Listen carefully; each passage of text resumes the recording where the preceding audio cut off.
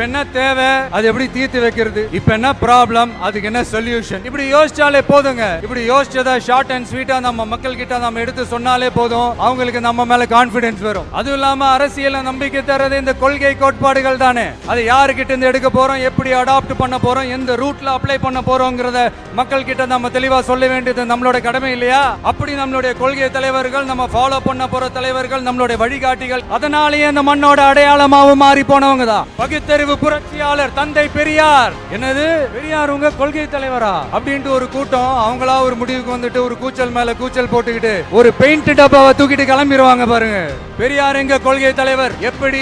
ஏன் பெரியார் சொன்ன கடவுள் மறுப்பு கொள்கையை மட்டும் நாங்க கையில் எடுக்க போறதே இல்ல, எங்களுக்கு அதில் உடன்பாடும் இல்ல, யாரோட கடவுள் நம்பிக்கைக்கும் நாங்க எதிரானவங்க இல்ல. அரசியல் அண்ணன் தம்பி உறவை அறிமுகப்படுத்தின அறிஞர் அண்ணா சொன்ன மாதிரி ஒன்றே குலம் ஒருவனே தேவன்றதுதான் எங்க நிலைப்பாடும்.